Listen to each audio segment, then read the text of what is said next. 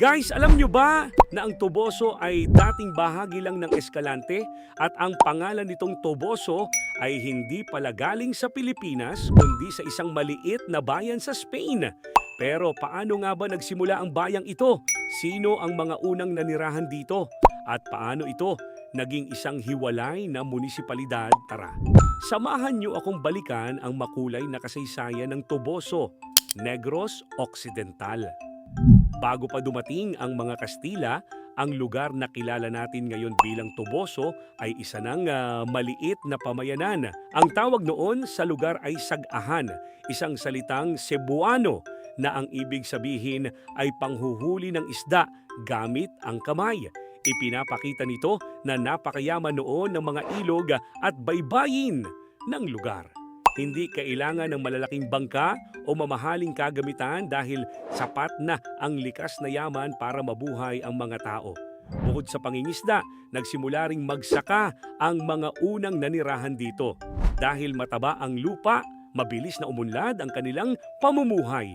Pagdating ng mga Kastila sa Negros, binigyan nila ng bagong pangalan ng lugar. Tinawag nila itong Toboso, hango sa El Toboso, isang bayan sa Spain na naging tanyag dahil sa nobelang Don Quixote ni Miguel de Cervantes. Habang lumilipas ang panahon, dumami ang mga migranteng mula sa Cebu at iba pang karatig lugar. Sila ang tumulong sa pagpapaunlad ng agrikultura, pangingisda at kalakalan. Noong panahong iyon, ang Toboso ay isa lamang baryo ng Escalante. Nang dumating ang mga Amerikano, nagsimulang lumago ang industriya ng asukal sa hilagang bahagi ng Negros.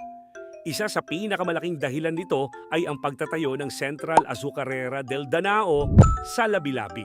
Nagkaroon ng maraming trabaho, lumago ang ekonomiya, dumami ang populasyon, at dahil dito, nakita ng pamahalaan na kaya nang tumayo ng Toboso bilang isang hiwalay na bayan.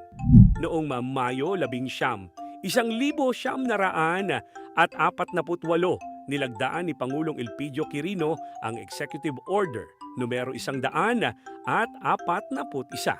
Sa kautosang ito, pinaghiwalay ang mga baryo ng Toboso, Salamanca at General Luna mula sa Escalante. At noong Hulyo 1, 1948, opisyal nang isinilang ang bayan ng Toboso bilang isang malayang munisipalidad. Isa itong napakahalagang araw sa kasaysayan ng bayan dahil dito nagsimula ang sariling pamahalaan at sariling pagkakakilanlan ng Toboso. Sa kasalukuyan, ang Toboso ay isa ng ikatlong klaseng munisipalidad sa Negros Occidental. Kilala ito sa malalawak na tubuhan, mga palaisdaan, masisipag na magsasaka, mga mangingisda, at mga taong may malasakit sa kanilang bayan. Unti-unti ring umuunlad ang infrastruktura, edukasyon, turismo at kabuhayan ng mga residente. Bagamat marami ng pagbabago, nananatiling buhay ang kasaysayan ng Toboso sa bawat barangay, ilog, kabukiran at sa bawat pamilyang naninirahan dito. Napakagandang isipin na ang isang simpleng pamayanan na dating tinatawag na Sagahan ay naging isang maunlad na bayan na kilala natin ngayon bilang Toboso. Mula sa pangingisda, pagsasaka, industriya ng asukal hanggang sa pagiging isang ganap na munisipalidad, ipinapakita ng kasaysayan ng Toboso ang sipag, tiyaga at pagkakaisa ng mga mamamayan nito. Kung taga-Toboso ka, ipagmalaki mo ang iyong pinagmulan.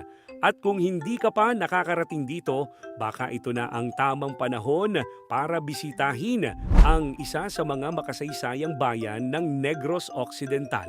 Ako nga pala si JJ Lee. Maraming salamat sa panonood. Kung gusto nyo pa ng mas marami pang kasaysayan tungkol sa Escalante, Calatrava, Cadiz, Sagay at iba pang bayan sa Negros Occidental. Huwag kalimutang i-like, i-share at i-follow ang page. Hanggang sa susunod nating paglalakbay sa kasaysayan, ingat palagi at mabuhay.